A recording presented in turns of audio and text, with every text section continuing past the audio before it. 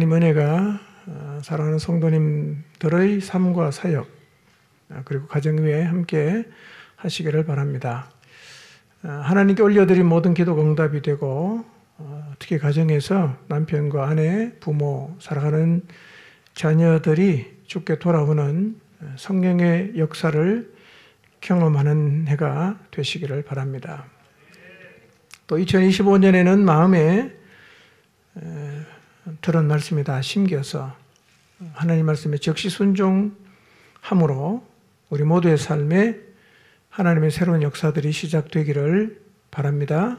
기쁨과 감사가 넘치고 아름다운 신앙의 고백과 간증들이 있기를 바랍니다. 네, 주님의 이름으로 우리 모두의 2025년을 축복합니다. 아멘. 네. 자, 설교 제목 같이 한번 읽어볼까요? 시작. 네. 2025년을 어떻게 달려갈까 기도하다가 하나님께서 우리 안에 계시고 일하시는 성령의 역사를 믿음으로 나가라는 그런 마음을 주셨어요.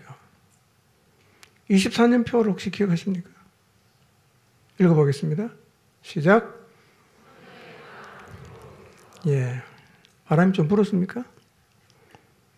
예, 제가 느낄 때는 2024년 후반에 들었으면서 우리의 예배 가운데 성령의 바람이 불고 있다.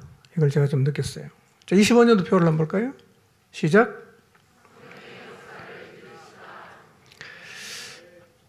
제가 이렇게 성령과 연관된 표를 연이어 갖게 된 것은 우리 안에 계시는 성령님과 무관하게 살아서는 진리의 길을 절대로 갈 수가 없구나 라는 사실을 깨달았기 때문에 성령과 무관하게 살아서는 진리의 길을 갈 수가 없다. 여러분 기억하십시오. 우리가 성령과 상관없이 살아가면 진리의 길을 걸어갈 수가 없습니다. 그래서 2025년은 우리 모두가 성령님과 친밀하게 교제하고 소통하고 성령의 충만함을 입고 사시기를 바랍니다. 자, 오늘은 왜 성령 충만을 입는 게 필요한지에 대해서 그리고 성령 충만한 삶의 결과가 어떤 것인지를 조금 말씀드리고요. 다음 주는 성령 충만한 삶, 성령 인도를 받는 삶이 구체적으로 뭔지 그리고 어떻게 하면 성령 충만한 삶을 살아갈 수 있는지에 대해서 말씀을 나누도록 하겠습니다. 제가 여러분에게 말씀드릴 수 있는 건 이거예요. 성령 충만은 우리가 생각하는 것보다 훨씬 더 중요합니다. 훨씬 더 중요합니다. 사도행전 2장은 예수님이 약속한 성령이 오셨고 마가의 다락방에 모여서 오로지 기도하면서 약속을 기다렸던 제자들이 성령 받고 성령의 충만함을 입습니다. 결과로 그들은 성령이 말하게 하심을 따라 각기 다른 언어로 복음을 말하기를 시작했다고 기록하고 있어요. 성령이 오시고 성령의 충만을 입었던 제자들이 완전히 변했다는 겁니다. 완전히 변했어요. 도대체 성령 충만이 뭐길래 성령 충만을 입는다는 것이 어떤 의미가 있기에 제자들의 삶이 완전히 변했을까? 성령 받기 전에 제자들은 주님이 로마 군병에게 잡혔을 때 다 도망갔어요. 모처에 가서 문고리 잠그고 숨어 있었어요. 여인을 통해서 예수님이 부활했다는 소식을 베드로와 요한이 들었습니다. 그때 베드로와 요한의 반응은 말도 안 된다. 무슨 그런 소리 하냐. 그거였어요. 그리고 달려가 봤어요. 빈 무덤이었어요. 집으로 갔어요, 그냥. 그 와중에 2명의 제자, 이름은 밝히지 않지만 주님이 부활했다는 소식을 알고 있으면서도 엠마오로 내려갑니다. 여러분, 주님의 부활을 들었던 제자들 모두는 주님이 부활했다는 소식을 사람들에게 전할 엄두도 못 내고 있어요. 그걸 해야 되는데 엄두를 못 내고 있어요. 그런데 성령이 오시고 성령 충만을 입은 다음에 제자들은 완전히 달라졌어요. 죽을 수도 있는데 예수님이 부활했다는 소식을 사람들에게 막 말하기를 시작했어요. 정면 돌파할 수 있는 에너지가 생겼다는 겁니다. 어쩌면 오늘 우리의 모습이 성령 충만을 입기 전 제자들과 같을 수 있어요. 예수님을 믿는다고 하지만 늘 두려워합니다. 불안해합니다. 하나님 말씀을 듣지만 말씀을 뒤로 하고 엠마오로 내려가던 제자들처럼 그렇게 세상에 내려가서 여기를 기웃거리고 저기를 기웃거리고 살아가고 있을 수 있어요. 이렇게 사는 사람은 당연히 부활의 복음을 전하지 않습니다. 예수님 믿어야 구원받습니다 이런 얘기 절대로 안 할 거예요. 이렇게 사는 게 정상일까요? 이렇게 살아도 괜찮은 걸까요? 이것이 주님의 뜻에 합한 삶의 모습일까요? 만약에요, 우리 모두가 이런 모습으로 산다면 이 교회에 모이는 사람이 아무리 많아도 주님의 뜻은 결코 진전되지 않습니다.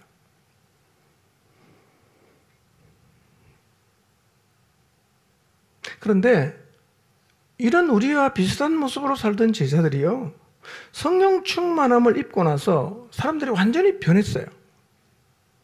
이 말은 오늘 우리도 성령 충만함을 입는다면 제자들처럼 새로운 삶을 살아갈 수가 있다는 말이에요. 여러분, 제자들이 우리와 태생적으로 다른 무언가가 있었다거나 아니면 우리는 도저히 따라갈 수 없는 특별한 조건을 가지고 있었던 게 아니에요. 그들이 이전과 다른 삶을 살아가게 된 이유는 딱 하나입니다. 그들이 성령 충만을 받았다는 거예요. 여러분, 성령 충만이 그들의 삶을 바꾸어 놓았다면 동일하게 성령 충만은 우리의 삶도 바꿉니다. 여러분, 제자들처럼 사는 것은 성경 시대에만 가능했던 얘기가 아니에요. 변화된 삶을 사는 것은 시대의 문제가 아니라 성령 충만하냐 그렇지 않냐의 문제입니다. 믿으시기 바랍니다. 오늘 우리도 성령 충만한 삶을 산다면 새로운 삶을 살았던 제자들과 동일한 삶을 살아갈 수가 있습니다. 우리 모두가 성령 충만을 입는다면 성령 충만을 다른 말로 쉽게 표현하면 이거예요. 성령이 우리 안에 활발하게 활동한다는 거예요.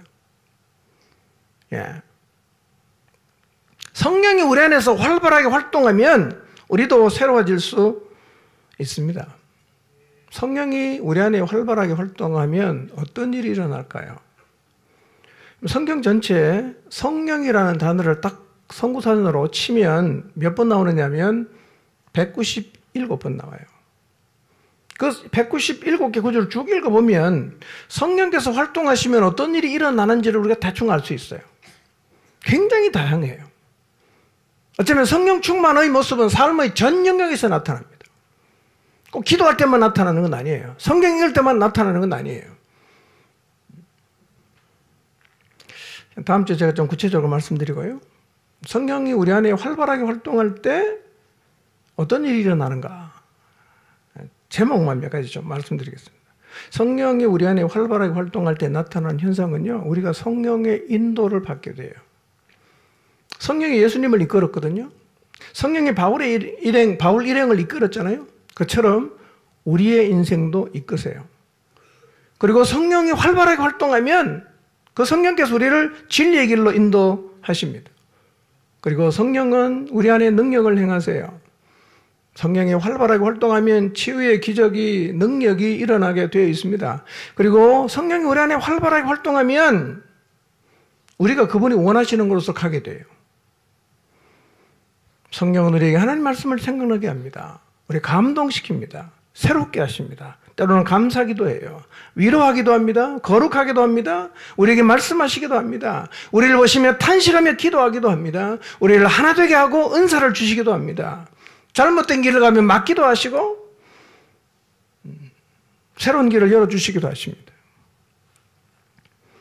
성령이 우리 안에 활발하게 활동하면, 다른 말로 표현하면 성령 충만하면 우리의 삶에서 이런 일들이 경험이 돼요. 예. 성령의 활동이 멈추면 어떻게 될까요? 성령 활동이 멈추면. 여러분, 성령의 활동이 멈춘 기독교는요, 윤리, 도덕, 좋은 사상, 우리 마음에 평안을 주는 심리적인 도움 정도를 주는 것이 돼요.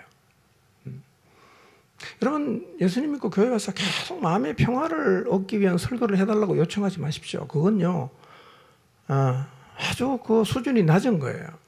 여러분, 주님 안에서는 평안은 그냥 오게 되어 있습니다. 아멘입니까? 그냥 오게 되어 있어요. 주님 안에 거하면 평안은 그냥 오는 거죠. 우리가 예수님 믿고 교회에 나와서 예배를 드리는 것은요, 단순하게 마음의 평화를 얻는 게 목적이 아니고요, 하나님의 사람답게 살아갈 수 있는 힘을 얻는 것이고, 하나님이 도대체 우리에게 뭘 원하시는지를 알아가기 위해서 하나님을 예배하고 말씀을 듣는 게 아닙니까? 성령님이 우리 안에서 활동하셔야 합니다. 그래야 하나님을 경험하게 돼요.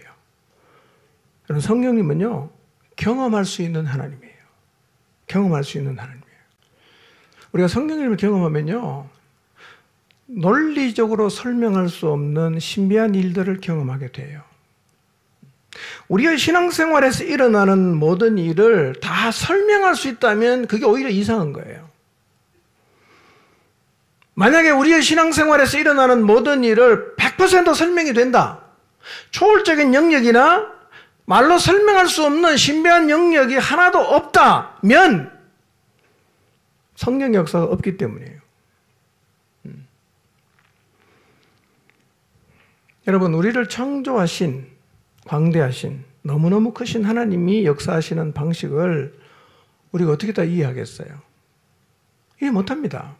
이 말은 신앙이 반드시 비이성적이어야 된다는 말은 아니에요. 그러나 신앙에는 우리의 이성을 뛰어넘어 우리의 언어로 설명할 수 없는 부분이 반드시 있다는 거예요. 여러분, 사람이 사람 일도 다 이해 못하는데 우리가 어떻게 하나님 일을 다 이해할 수가 있겠어요? 그래서 성령의 충만을 입어 살아가는 그 신앙생활에는 말로 설명할 수 없는 일들이 일어나요.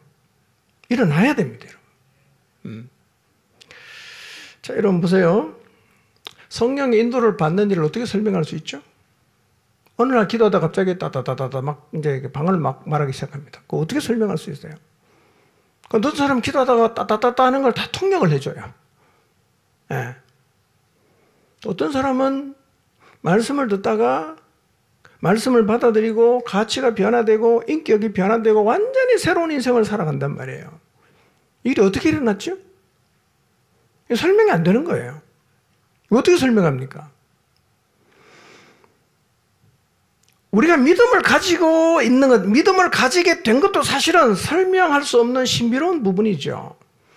여러분 생각해 보세요. 예수님 믿는 것을 말도 안 되는 소리로 생각해서 듣기 싫어하고 핍박하고 비난하고 조롱했던 사람이 어느 순간 그 예수님을 믿고 그 하나님 말씀에 따라서 새로운 인생을 살아가기를 시작했어요. 이거 어떻게 설명합니까?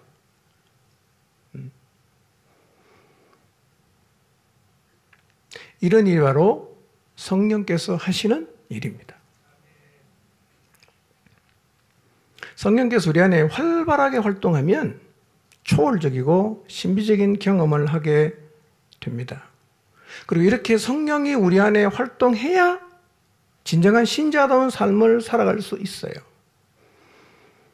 그런데 어쩌면 우리는 이 성령을 전혀 사모하지 않거나 성령 충만함을 입는 것에 대해서 그다지 관심을 두고 있지 않을 수가 있어요. 자, 한번 여러분 자신에게 질문해 보십시오. 자, 여러분은 성령에 대해서 어떤 생각을 갖고 계십니까? 어떤 생각을 갖고 계세요? 성도의 삶에 있어서 성령이 꼭 필요하다고 생각하십니까? 성령의 역사가 없으면 그냥 없는 대로 살면 된다고 생각하십니까? 아니면 꼭 있어야 된다고 생각하십니까?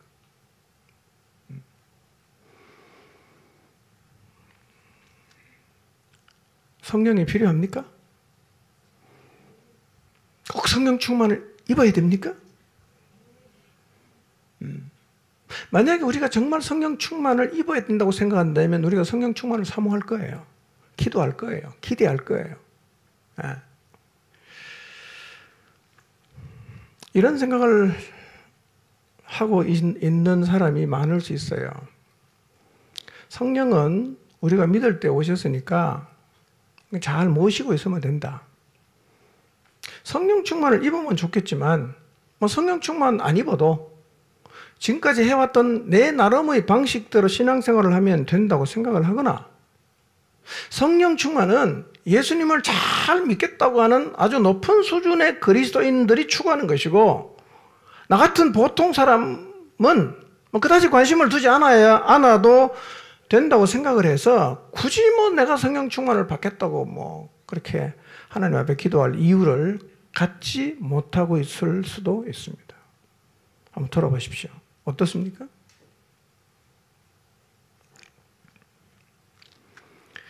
여러분, 나는 성령으로 충만한 삶을 살고 싶다. 나는 그런데 별로 관심이 없으니까 그냥 내 나름의 방식대로 살겠다. 이렇게 선택할 수 있는 겁니까? 나는 성령 충만을 안 받고 살겠다. 나는 성령 충만을 받고 살겠다. 이걸 우리가 선택할 수 있는 겁니까?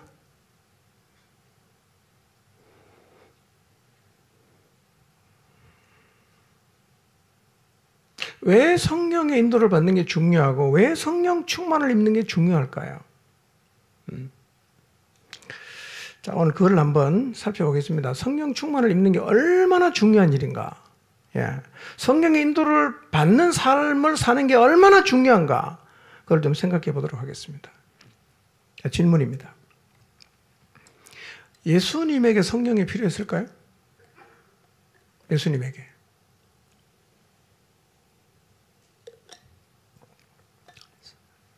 생각해 보세요. 예수님에게 성령이 필요했을까요? 그분도 하나님이잖아. 그분도 하나님인데 굳이 뭐 성령이 예수님에게 필요했을까요? 여러 생각을 할 수 있겠죠. 중요한 건 우리가 생각하는 게 아니고요. 예수님께서 공생의 사역을 하실 때 실제로 성령과 어떤 관계를 가지셨는지를 성경에서 확인해 보는 게 필요합니다. 예수님은 성령과 어떤 관계 속에서 사역을 하셨던가 하는 거예요. 놀라운 사실은요, 예수님의 모든 사역은 성령님과 함께 하셨어요. 예, 예수님의 모든 사역은 성령님과 함께 하셨어요. 자, 우선 예수님은 성령으로 잉태가 됐어요. 자, 누가복음 1장 18절 20절 읽어봅니다. 시작. 그의 어머니 마리아가 요셉과 약혼하고 동거하기 전에 성령으로 잉태된 것이 나타났더니 이 일을 생각할 때에 주의 사자가 현몽하여 이르되 다윗의 자손 요셉아 내 아내 마리아 데려오기를 무서워하지 말라. 그에게 잉태된 자는 성령으로 된 것이라. 자, 성자 예수 그리스도 그분께서 육신의 몸을 입고 이 땅에 오실 때 성령이 관여했습니까? 안 했습니까? 어떻게 관여했습니까? 잉태하게 했다는 거예요. 성령으로 잉태하게 했다. 예수 그리스도 이 땅에 오심부터 성령이 관여를 하셨어요. 자, 그 다음 마태복음 3장 16절을 봅니다. 시작. 예수께서 침례를 받으시고 곧 물에서 올라오실새 하늘이 열리고 하나님의 성령이 비둘기같이 내려 자기 위에 임하심을 보시더니. 자, 예수님께서 공생의 사역을 시작하시기 전에 요단강에 가셔서 침례를 받아요. 침례를 받고 물에서 올라올 때 어떤 일이 일어났어요? 하늘이 확 열립니다. 그리고 하나님의 성령이 비둘기같이 내려서 임했다고 성경이 말씀을 하고 있습니다. 그리고 공생의 사역 내내 성령님은 예수님과 함께 사역을 했습니다. 여러분, 예수님이 침례받을 때 성령이 왜 오셨을까요? 오실 필요가 있습니까? 4장 1절을 보겠습니다. 마태복음 4장 1절. 자, 읽어봅니다. 시작. 그때 예수께서 성령에게 이끌려 마귀에게 시험을 받으러 광야로 가사. 자, 성령은요, 예수님이 침례받을 때 임합니다. 그리고 예수님께서 사역을 마칠 때까지 늘 함께 계세요. 그래서 마태복음 4장 1절에 보면 예수님께서 마귀에게 시험을 받으러 갈 때도 누가 이끌고 갔습니까? 성령이 이끌고 가셨어요. 성령에게 이끌려 시험을 받으신 예수님은 사단의 모든 시험을 다 이겼어요. 첫째 아담은 와서 사단의 시험에 넘어갔잖아요. 그 죄가 세상에 들어왔어요. 둘째 아담으로 오신 예수 그리스도는 사단의 모든 시험을 다 이겼어요. 누구랑 같이? 성령과 함께. 성령과 함께. 여러분, 예수님은 하나님이셨어요. 그러나 그분이 이 땅에 육신의 몸을 입고 오셔서 공생의 사역을 하실 때 처음부터 끝까지 누구랑 같이 했어요? 성령과 함께 하셨다는 사실을 마음에 담아두시기를 바랍니다. 성령께서 공생의 사역을 마칠 때까지 예수님과 함께 사역했어요. 자, 누가복음 4장 1절 봅니다. 시작. 예수께서 성령의 충만함을 입어 요단강에서 돌아오사 광야에서 40일 동안 성령에게 이끌리시며. 자, 누가복음에서는요, 예수님께서 요단강에서 침례를 받을 때, 마태복음에서는 성령이 임했다 이렇게 표현하는데요, 누가복음에는 예수님께서 요단강에서 침례를 받을 때 성령의 충만함을 입었다 이렇게 표현을 하고 있어요. 성령의 충만함을 입었어요. 그리고 광야에서 40일 동안 성령에게 이끌리시고 시험을 받으셨다 이렇게 말씀하십니다. 예수님은 사역을 할 때 누구로 충만했다고요? 성령으로 충만을 입으시고 그 다음에 성령에게 이끌려서 사역을 하셨어요. 예수님 혼자 독자적으로 사역하신 게 아니었어요. 성령님과 함께 했다는 거예요. 누가복음 4장 14절 읽어봅니다. 시작. 예수께서 성령의 능력으로 갈릴리에 돌아가시니 그 소문이 사방에 퍼졌고. 예, 이렇게 성령의 능력을 입고 예수님께서 어디로 돌아가십니까? 갈릴리로 돌아가세요. 갈릴리로 가십니다. 누가복음 4장을 쭉 읽어보시면요, 갈릴리 가서 주님 뭘 하셨냐? 성령의 능력으로 말씀을 전하십니다. 귀신을 쫓아내십니다. 온갖 병자를 고치세요. 복음도 전하셨어요. 예. 성령의 능력으로 이 모든 일을 하셨다는 거예요. 자, 누가복음 4장 18절 봅니다. 시작.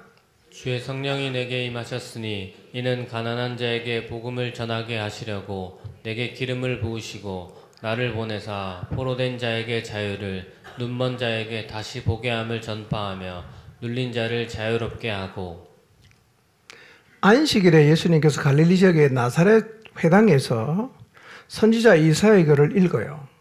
근데 그 글에 어떤 내용이 있냐면, 메시아에게 주의 성령이 임하면 그가 가난한 자에게 복음을 전하고 포로된 자에게 자유를 주고 눈먼 자를 다시 보게 하고 눌린 자를 자유롭게 하는 일이 일어나는데 바로 그 이사야의 예언이 지금 이루어졌다 이렇게 말씀하시는 거예요. 오늘 응하였느니라 라고 예수님께서 말씀하셨어요.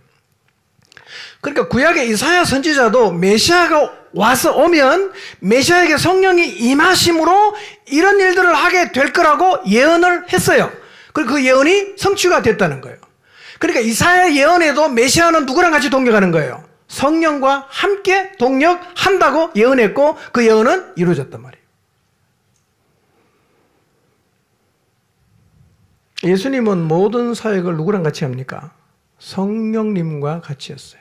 성령님과 같이 했어요. 누가복음 10장 21절입니다. 읽읍시다. 시작. 그때 예수께서 성령으로 기뻐하시며 이르시되 천지의 주제이신 아버지여, 이것을 지혜롭고 슬기 있는 자들에게는 숨기시고 어린 아이들에게는 나타내심을 감사하나이다.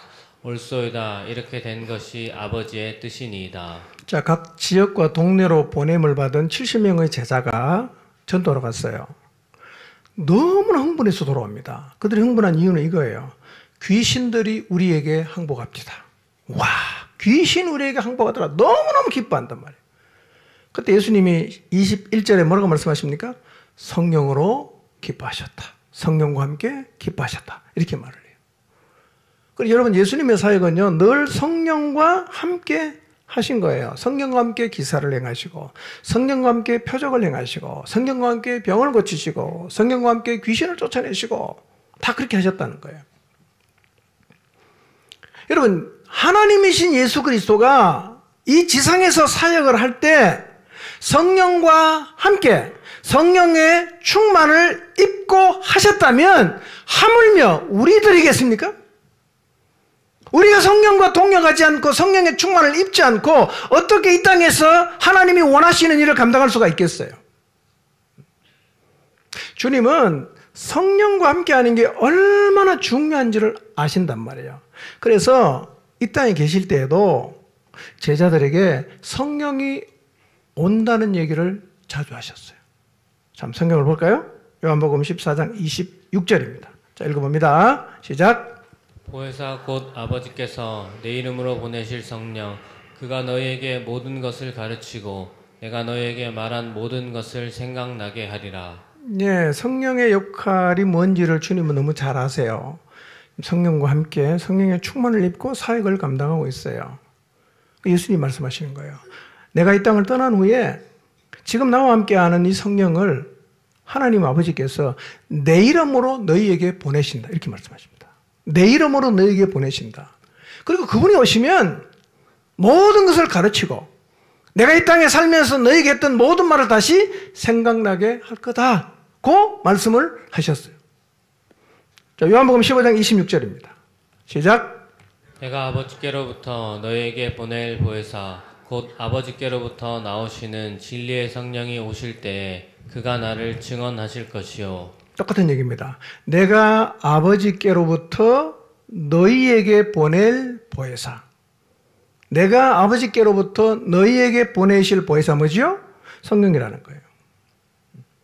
그러니까 주님은 지금 이 땅에 지상에서 사역을 하시면서도 내가 가면 누구를 보내겠다는 계획을 확고하게 갖고 있습니까? 성령을 보내겠다는 계획을 갖고 계시고 제자들에게 계속 얘기하는 거예요. 내가 가면 온다. 내가 가면 아버지께로부터 받아서 너에게 보내준다. 이 얘기를 지금 계속 하시는 거죠. 그러면 진리의 성령이 오시면 뭐 한다 그랬어요? 그가 나를 증언하실 것이요 그랬어요. 여러분, 예수님을 증언하는 사역은 우리 힘으로 할 수 있는 게 아니에요. 세상에 제일 힘든 게 전도죠. 입이 안 떨어지잖아. 누가 오면 된다고요? 성령이 오시면 이게 된다는 거예요. 성령과 함께해야 이 일을 할 수 있어요. 주님이 가장 원하는 게 이 일인데 우리가 성령과 함께 안 하면 이걸 못 하거든요. 사실은 뭐 이서나 마나 한 존재가 되는 거예요. 자, 요한복음 16장 13절 봅니다. 시작. 그러나 진리의 성령이 오시면 그가 너희를 모든 진리 가운데로 인도하시리니 그가 스스로 말하지 않고 오직 들은 것을 말하며 장래 일을 너희에게 알리시리라. 네. 진리의 성령이 오시면 그가 너희를 모든 진리 가운데로 인도하신다. 진리의 성령이 올 거다? 성령이 온다는 걸 기정사실화해서 지금 계속 얘기를 하시죠? 성령이 오시면 뭐 한다고요? 너희를 진리 가운데로 인도하신다. 여러분의 남은 인생 진리의 길을 가야 되잖아요. 어떻게 갈 수 있죠? 내가 갈 수 없어요. 진리의 성령이 오셔야, 그분이 이끄셔야 우리가 진리의 길을 갈 수가 있다는 거예요. 자, 근데 오셨어요, 안 오셨어요, 성령님이? 오셨죠? 예수님 믿는 모든 사람에게는 성령이 오신 거예요. 그래서 요한복음 3장 5절에 보면 우리가 뭘로 거듭납니까? 물과 성령으로 거듭나는 거예요. 그러니까 거듭났다는 얘기는, 구원받았다는 얘기는 이미 성령님이 계신다는 얘기인데, 문제는 뭐냐? 오셨는데도 우리가 그분을 전혀 상관하지 않아. 기억도 안 해. 그분은 계시긴 한데 전혀 활동을 안 해. 그럼 어떻게 되죠? 안 오신 거랑 똑같은 거예요. 오셨어요. 우리가 투명인간 취급하듯 그렇게 취급을 하고, 그리고 그분이 우리 안에서 전혀 활동을 안 하게 되면 안 오신 거하고 똑같단 말이에요. 그러면 진리 가운데로 인도를 받을 수도 없고, 부활의 주님을 증거할 수도 없고, 그렇게 된단 말이에요. 뭐가 필요합니까? 성령의 인도, 성령의 충만함을 입어서 우리 안에 성령께서 활발하게 활동하게 해야 된다는 거예요. 그래서 주님은 성령이 온다는 얘기를 지금 제자들에게 계속 하시는데요. 자, 십자가를 지시고 부활하신 다음에 부활 후 첫째 날이에요. 주님은 세상을 떠날 때 가까워지죠. 40일 있다가 이제 하늘로 올라가시는데요. 제자들이 모인 자리에 오셔서 예수님이 이렇게 말씀을 하셨어요. 자, 요한복음 20장 22절입니다. 읽어봅니다. 시작. 이 말씀을 하시고 그들을 향하사 숨을 내쉬며 이르시되 성령을 받으라. 예. 부활하신 첫날 제자들이 모인 문이 잠긴 자리에 주님이 들어와요. 손 보여줍니다. 옆구리 창자국을 보입니다. 그리고 이렇게 말씀하세요. 아버지께서 나를 보내신 것 같이 나도 너희를 보낸다. 그 말씀하신 다음에 후 하고 숨을 내쉬면서 하시는 말씀이 뭐냐면 성령을 받아라. 이렇게 말씀하신 거예요. 성령을 받아라. 내가 너희를 보내는데 그 보낸 사명을 감당하려고 하면 뭘 받아야 된다? 성령을 받아야 된다는 거예요. 성령을 받아라. 이렇게 말씀하십니다. 그리고 40일이 지난 다음에 주님이 성천하시기 직전에는 모여있는 제자들에게 이렇게 말씀하십니다. 너희가 예루살렘을 떠나지 말고 아버지께서 약속하신 것을 기다려라 하고 말씀하십니다. 약속하신 게 뭐죠? 읽어봤잖아요. 요한복음에서. 계속 뭔 약속합니까? 성령 보내주겠다고 약속하잖아. 그거 기다리라는 거예요. 왜 예수님은 제자들에게 성령을 받으라는 얘기를 계속 하시는 걸까요? 성령이 오시지 않으면, 성령이 충만하지 않으면 아버지께서 우리를 보내셨지만 그 보내심을 받은 사명을 감당할 수 없다는 것을 주님이 너무 잘 알아요. 안 된다는 너무 잘 아는 거예요. 그러니까 뭐부터 받아라? 성령 받아야 된다. 성령 충만을 입어야 된다. 그래야 내가 너희를 보낸 목적을 이룰 수 있다. 그 얘기 지금 계속 하시는 거예요.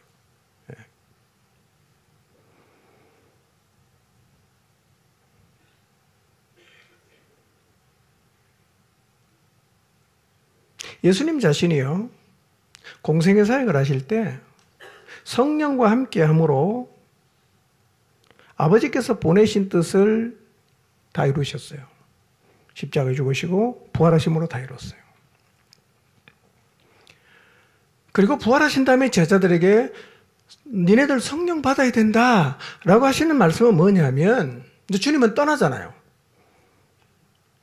예, 하늘로 올라가세요.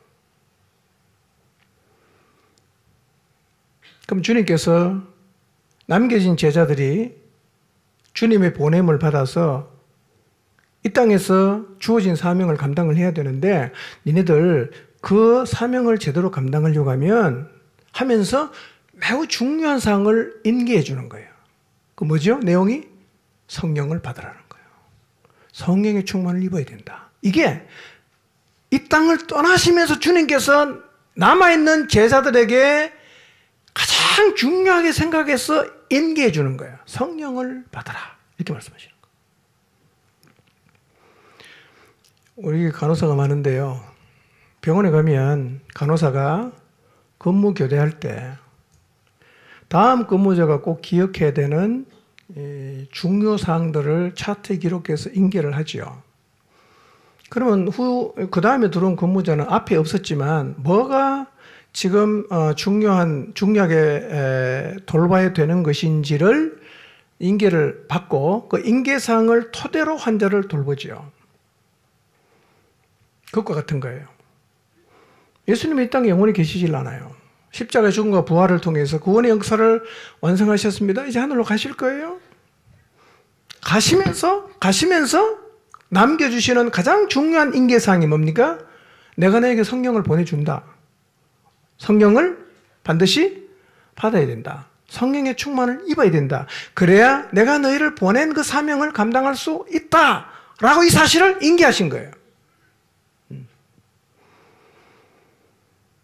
드디어 사도행전 2장에 가면 예수님이 약속하신 성령이 오셨어요. 그리고 그들은 성령을 받고 그날 성령의 충만을 입었어요. 어떤 일이 벌어집니까? 드디어 그들이 주님이 보내신 자답게 보낸 사명을 감당합니다. 여러분, 사도행전 2장 이후부터는요, 복음서에는 성령과 관련한 얘기는 거의가 예수님에게 대해서 하는 얘기예요. 예수님에게. 그런데 사도행전 2장 이후로 딱 넘어가면 예수님에게 사용했던 성령 충만, 성령의 이끌림을 받는다, 이런 단어가요, 다 누구에게 쓰냐면 제자들에게 쓰입니다. 제자들에게. 제자들이 예수님하고 똑같이 살았다는 거죠. 그러니까 주님이 인계하신 사항을 제자들이 인계를 받았어요. 그리고 하나님의 역사가 예수님이 오셔서 아버지의 뜻을 이루었던 것처럼 그 제자들을 통해서 동일하게 하나님의 뜻이 이루어져 가는 거예요. 사도행전 2장 이후를 보면 제자들이 성령 충만했다는 말이 굉장히 많이 나오는데요. 이 말이 무슨 뜻이냐면 예수님의 제자들도 성령님과 동역을 했다는 말이에요. 성령님과 함께 했다. 그 얘기예요. 누구랑 닮았어요? 예수님하고 닮은 거예요. 똑같은 거예요. 자, 성경 몇 군데 찾아봅니다. 사도행전 4장 8절, 4장 31절 읽습니다. 시작. 이에 베드로가 성령이 충만하여 이르되 백성의 관리들과 장로들아 빌기를 다음에 모인 곳이 진동하더니 무리가 다 성령이 충만하여 담대히 하나님의 말씀을 전하니라. 예, 베드로가 성령 충만해서 복음을 전해요. 그러다가 매도 맞고 그럽니다.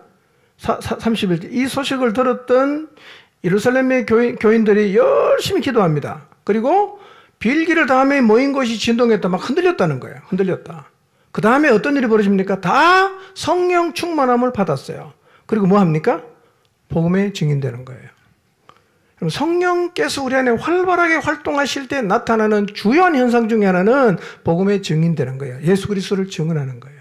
이게 제일 중요한 거예요. 예. 자, 사도행전 6장 5절, 7장 55절 봅니다. 시작. 온 무리가 이 말을 기뻐하여 믿음과 성령이 충만한 사람 스데반과 또 빌립과 브로고로와 니가노르와 디몬과 바메나와 유대교에 입교했던 안디옥 사람 니골라를 택하여 스데반이 성령 충만하여 하늘을 우러러 주목하여 하나님의 영광과 및 예수께서 하나님 우편에 서신 것을 보고. 자, 예루살렘 교회가 7 집사를 세우는데 여기서 말하는 집사는 안수 집사입니다. 서리 집사라 그러죠. 그런 집사가 아니고 안수에서 세운 집사가 몇 명이죠? 7명이에요. 근데 7명의 집사 중에 한 명인 스데반이 성령 충만해서 순교의 잔을 마신단 말이에요. 근데 스데반이 죽는 모습이 너무나 놀라운 것은요, 그가 돌에 맞아 죽어가면서 드린 기도의 내용을 보면 예수님 기도하고 똑같아요. 예수님 십자가에서 뭐라 기도합니까? 아버지, 저들의 죄를 용서해 주십시오라고 기도하죠. 스데반도 똑같은 기도합니다. 예수님하고 스데반은 뭐가 같습니까? 둘 다 성령 충만했어요. 제자들이 성령 충만을 입습니다. 그리고 성령님과 함께 합니다. 어떤 일이 벌어집니까? 교회가 세워지고 복음이 점점 퍼져나가는 거예요. 예. 사실은 성령이 우리 안에 오셔서 사실은 가장 중요한 일이 그 일이에요. 자, 8장 29절, 13장 2절을 봅니다. 시작. 성령이 빌립더러 이르시되 이 수레로 가까이 나아가라 하시거늘 주를 섬겨 금식할 때에 성령이 이르시되 내가 불러 시키는 일을 위하여 바나바와 사울을 따로 세우라 하시니. 자, 7 집사 중에 한 명이 어떤 빌립에게 성령께서 오셔서 말씀하십니다. 광야로 가라고 하시고 광야에 가는데 병거가 하나 지나가는데 그 수레로 가까이 나아가라 그렇게 말합니다. 빌립이 가봤더니 누구냐면 에티오피아 간다게 여왕의 국고를 맡던 넷이었어요. 이사야 성경을 읽고 있었어요. 설명을 쫙 해줍니다. 복음을 받아들입니다. 뭐합니까? 가다가 물 있는 곳에서 심유를 받았어요. 예. 그리고 안디옥에 교회가 세워집니다. 그 지도자 5명이요. 예, 열심히 기도하는데 성령께서 지시하시는 거예요. 바나바와 사울을 따로 세워라. 예. 그리고 안디옥 교회는 이제 2 사람을 따로 세웁니다. 그리고 이 사람들을 선교사로 보냈어요. 예. 누가 다 주도합니까? 다 성령님이 주도하는 거예요. 예. 여러분, 예루살렘 교회를 통해서 복음이 유대와 사마리아와 그 다음에 땅끝까지 복음이 쭉 퍼져가는데요. 이 복음이 전파되는 과정을 다 누가 주도하느냐면 다 성령님이 주도하셨어요. 그러니까 이 복음 전파 역사를 주도하시는 성령님에게 쓰임 받으려고 하면 우리가 어떻게 되겠어요? 성령의 충만함을 입어야 되는 거예요. 성령님에게 이끌림을 받아야 되는 거예요. 그분이 우리 안에서 활발하게 활동을 해야 된단 말이에요. 그래야 우리의 삶을 통해서 하나님이 보내심을 받은 그 목적이 달성이 된다는 거예요. 자, 13장 4절, 9절, 52절 봅니다. 시작. 두 사람이 성령의 보내심을 받아 실루기아에 내려가 거기서 배 타고 구브로에 가서 바울이라고 하는 사울이 성령이 충만하여 그를 주목하고 제자들은 기쁨과 성령이 충만하니라. 네. 바울과 바나바가 성령의 보내심을 받고 복음을 들고 갑니다. 처음 출발한 아시아 쪽으로 가요. 바울은 여전히 성령 충만해요. 이 성교정을 누가 끌고 있습니까? 성령께서 끌고 계십니다. 네. 저는 우리 모두의 삶을 성령의 이끌림을 받기를 바랍니다.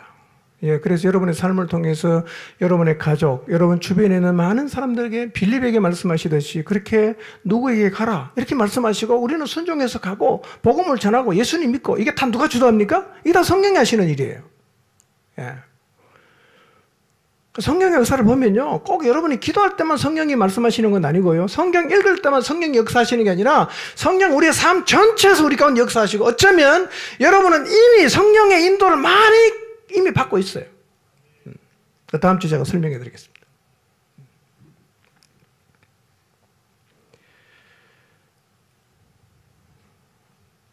그러니까 예수님의 그 제자들의 삶을 보면 생각나는 말씀이 있어요. 요한복음 14장 12절입니다. 한번 읽어봅니다. 시작. 내가 진실로 진실로 너희에게 이르노니 나를 믿는 자는 내가 하는 일 그도 할 것이요 또한 그보다 큰 일도 하리니 이는 내가 아버지께로 감이라. 나를 믿는 자는 내가 하는 일을 그도 할 것이고 그보다 큰 일도 한다. 왜냐? 이는 내가 아버지께로 가기 때문에. 아버지께로 가면 누가 옵니까? 성령이 오시잖아요. 여러분, 제자들이 성령 받기 전에는요, 성령의 충만을 입기 전에는 예수님이 했던 일을 못했어요. 귀신 쫓아내려고 아무리 기도해도 안 나가잖아. 창피를 톡톡히 당했죠. 예. 왜 안 나갑니까? 예수님 말씀하시죠. 기도 외에 다른 것으로는 이런 이유가 생기지 않는다. 이렇게 말씀을 하셨어요. 그런데요, 성령 충만함을 입고 나서 이들을 통해 하나님께서 놀라운 일을 행하시는 거예요. 예수님이 하셨던 일을 다 해요. 죽은 사람 살리죠. 기사와 표적이 일어나죠. 병든 자들 살아나죠. 그리고 놀라운 하늘나라의 가르침을 선포하죠. 구원의 복음을 증거하죠. 그러니까 제자들이 예수님하고 똑같은 일을 하기를 시작했다는 거예요. 이것은 예수님께서 요한복음 14장에서 말씀하셨던 내가 하는 일을 너희도 할 것이고 그보다 큰 일을 할 것이라고 하신 그 주님의 말씀이 성취가 된 거예요. 언제부터 이런 일을 제자들이 하게 됐습니까? 성령 충만이에요. 예수님이 성령 충만해서 행하신 일들을 제자들도 성령 충만했을 때 예수님과 똑같은 일을 하기를 시작했다는 거예요. 아니, 성령 충만을 입는 게 그냥 관념적인 게 아닌 거구나. 머리로서 충만했다 안 했다 이렇게 하는 게 아니라는 사실을 우리는 예수님과 제자들의 삶을 통해서 확인하게 되는 겁니다. 자, 그러면 오늘 우리의 삶이 성령으로 충만하면 제자들의 삶에서 나타났던 하나님의 이 역사가 나타날까요? 안 나타날까요? 나타나죠. 여러분, 성령 역사가 끝났다고 성경이 말하는 데 한 군데도 없어요. 초대교회 예루살렘 교회를 끝으로 이제 더 이상 성령 역사는 안 나타난다 이런 말씀이 없다니까요. 똑같이 역사하십니다.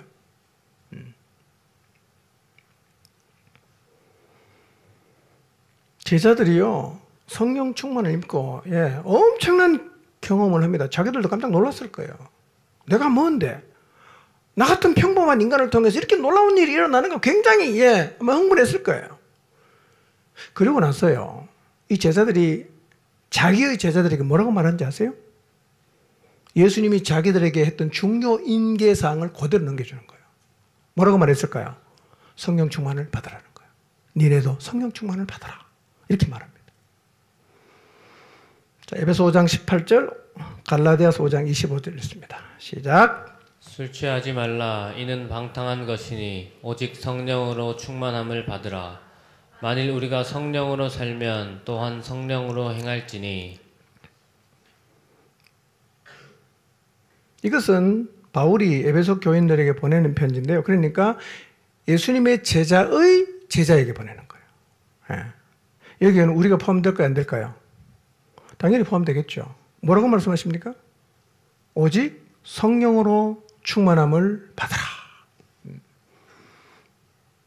예수님이 행하신 일들, 사도들이 행했던 그 하나님의 역사를 우리도 성령 충만함을 입으면 동일하게 하나님은 우리를 통해서도 그 일을 나타내십니다. 여러분, 복음 전파할 때 하나님이 우리를 통해서 일하시는 목적은 딱 하나예요. 복음을 사람들에게 전파하기 위한 겁니다. 다른 목적은 없어요. 그러니까 우리의 삶을 통해서 나타나는 성령의 역사는 다른 용도로 쓰면 그거 다 잘못 쓰는 거예요. 나를 드러낸다거나 뭐 내가 얼마나 훌륭한지를 증명해 보이라는 이건 아니에요. 복음 전파를 위해서 하나님이 하시는 거예요. 왜?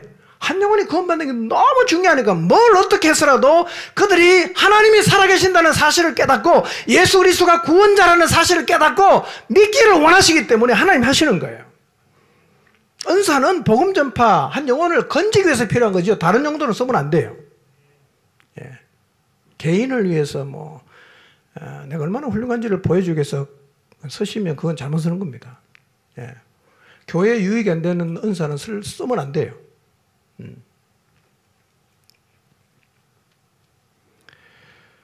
여러분, 예수님을 믿고 있는데 왜 내 삶에는 아무런 일도 안 일어나는가? 주일 예배 나오고 주일 예배 나오고 목장 예배 나오고 다 나가는데 왜 성경에서 일어났던 그 하나님의 역사가 내 삶을 통해서 한 번도 안 나타나는가? 그렇다면 이 말씀을 꼭 기억하십시오. 술 취하지 말라. 이는 방탕한 것이니 오직 성령으로 충만함을 받아라. 이 말씀을 기억하십시오. 성령 충만함을 받으십시오. 그러면 여러분도 깜짝 놀라는 하나님의 그 성령 역사를 여러분이 경험하게 됩니다. 예. 다음 주에 제가 좀 더 깊이 있게 말씀드리도록 하겠습니다. 여러분, 성령 충만을 입으면요, 아버지께서 우리를 세상에 보내시잖아. 보내면 목적이 있어서 보냈을 거 아니에요. 그럼 보낸 목적이 우리의 삶을 통해서 이루어져야 되잖아. 어떻게 하면 이루어집니까? 성령 충만 입어야 된다는 거예요. 그냥 가서는 안 돼요. 복음을 사실은요, 성령 충만하지 않은 사람은 복음을 말 못합니다. 기껏해야 교회 가서 소리하죠. 복음을 말 못한다니까요. 복음을 말해야 돼요, 우리는요. 갈라디아 5장 16절 봅니다. 시작. 내가 이르노니 너희는 성령을 따라 행하라. 그리하면 육체의 욕심을 이루지 아니하리라. 네. 성령을 따라 행하면 뭐도 극복할 수 있습니까? 육체의 욕심도 극복할 수 있어요. 사실은 우리가 주님을 따라가는데 큰 장애 중에 하나가 뭡니까? 욕심이잖아. 이기심, 움켜잡고 절대 안 놀려고 하고 나를 위해 살려고 하고 다 그게 욕심인데요. 그게 어떻게 극복됩니까? 결심으로 되는 게 아니에요. 성령 충만하면 극복이 돼요. 성령을 따라가기 시작하면 그게 극복이 된다는 거예요. 정리합니다. 여러분, 예수님은 모든 사역을 누구랑 같이 했어요? 주님이 독자적으로 혼자서 하신 게 아니었어요? 침례받을 때 성령이 오시고 올라가실 때까지 성령님과 함께 하셨어요. 성령님과 함께 동행하는 게 얼마나 중요한지를 주님은 너무 잘 아시기 때문에 살아 계실 때도 제자들에게 계속 반복해서 하시는 약속이 뭡니까? 성령을 보내줄 거다. 성령을 보내줄 거다. 약속하신 거예요. 그리고 부활한 첫째 날 제자들이 모인 곳에 가서는 예수님께서 후 하고 숨을 내쉬면서 성령을 받아라 이렇게 말씀하셨어요. 약속하신 성령이 오순절에 왔어요.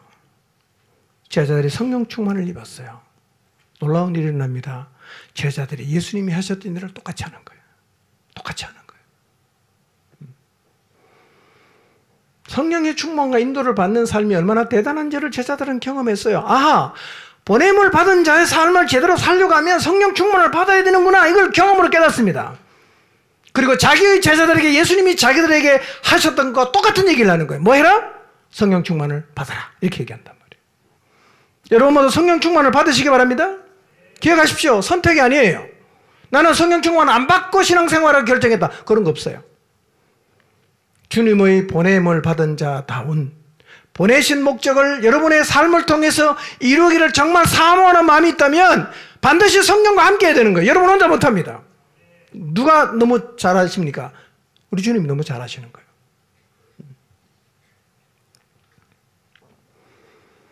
여러분, 성령 충만하고 성령 인도를 받아야 보낸 목적을 이룰 수 있고 예수님이 하신 일을 할 수 있다라는 사실은 제자들의 삶을 통해서 이미 검증이 된 것입니다. 우리가 성령 충만해야 이 땅에 복음의 영향을 미칠 수 있어요.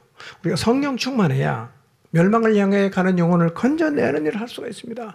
우리가 성령 충만해야 하나님 그분이 살아계신다는 것을 온 세상에 보여줄 수 있고 이 자리에 예배하는 모든 사람에게 하나님은 지금도 살아계신다는 것을 보여줄 수 있어요. 그걸 하나님 원하지 않겠어요? 그래야 교회가 세상을 구원하는 일을 감당할 수 있지 않겠습니까? 성령 충만을 사모하시길 바랍니다.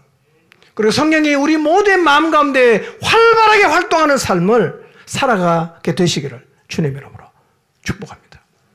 기도합니다.